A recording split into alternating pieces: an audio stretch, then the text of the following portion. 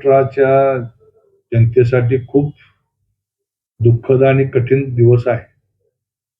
महाराष्ट्राचा एक तरुण नेता त्यांनी या महाराष्ट्रामधले आमच्यासारखे अनेक तरुण घडवले. असे अजितदादा यांचं आज विमान अपघातामध्ये दुःखद निधन झालंय. पण आता सुद्धा खरं वाटत नाही आणि अजूनही वाटते की परमेश्वर काहीतरी चमत्कार करेल.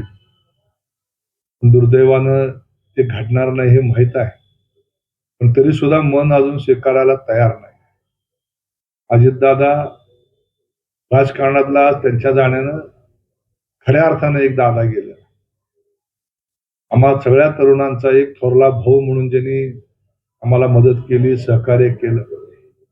विशेष करून 1990-95 नंतरची जी पिढी त्या सोलापूर जिल्ह्यामध्ये काम करते, त्या सगळ्यांना सहकार क्षेत्र असेल, राजकीय असेल, त्या ठिकाणी कुठलाही पक्षीय अभिनिवेश न बाळगता दादानी मदत केली, सहकार्य केलं.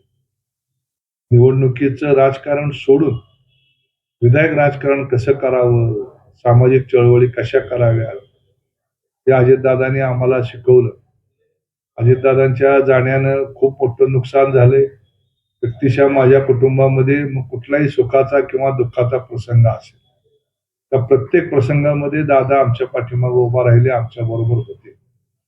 मग दादाच्या जाण्यानं स्वतःच्या कुटुंबातली व्यक्ती गेली अशा पद्धतीच्या भावना आज निर्माण झाल्या. आज दादांच्या जाण्यानं महाराष्ट्राची खूप मोठं नुकसान या ठिकाणी झालंय, खूप मोठी पोकळी निर्माण झाली. दादांच्या कुटुंबामध्ये सुनेत्रा वहिनी असतील, त्यांचे कुटुंबीय असतील, त्यांच्यावर तर दुःखाचा डोंगर कोसळलाय.